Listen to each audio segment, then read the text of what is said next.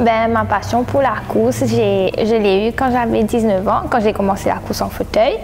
Mais vraiment, j'ai pratiqué d'autres sports et à 19 ans, j'ai rencontré Sherman Agathe. C'est un ami à moi qui était le voisin de Jean-Marie.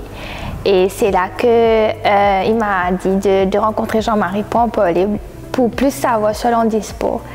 Et Jean-Marie, quand j'ai rencontré Jean-Marie en 2015, il m'a mis dans un fauteuil. Au début, c'était...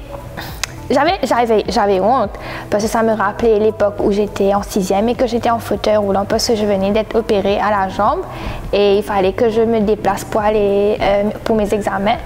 Et après une semaine, je me suis dit c'est pas la même chose que le fauteuil roulant de l'hôpital. Pour être franche, quand j'étais petite, je demandais souvent à mes parents mais pourquoi le bon Dieu m'a mis comme ça? Je suis née et je suis très différente de tout le monde. À chaque fois, quand je priais, quand j'étais petite, je demandais mais pourquoi moi? Pourquoi tu m'as choisi comme ça? J'aurais pu être née comme tous les enfants qui sont normaux. Et là, avec le temps, j'ai appris à m'accepter.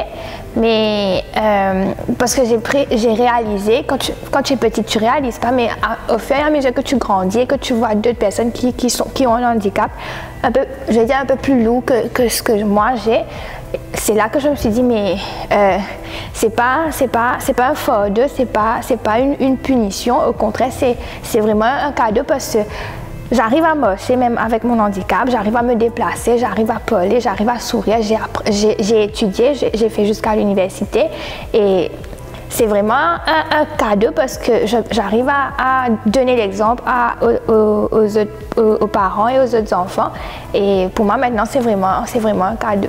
À l'approche des Jeux des îles, enfin pour le moment je suis très excitée. Mais je sais qu'arriver l'ouverture et quand je vois mes amis pendant la compétition, c'est là que toute l'excitation, le stress, ça va être encore plus. Mais je suis vraiment à fond. Je considère cette compétition comme toutes les compétitions que j'ai faites. Et à chaque compétition que je fais, c'est vraiment un stress. Et bien sûr, je vise la médaille d'or et rendre fier. Surtout, l'objectif principal, c'est de rendre fier l'île Maurice et surtout de donner l'exemple aux jeunes et beaucoup de joie aux parents et aux enfants qui ont un handicap.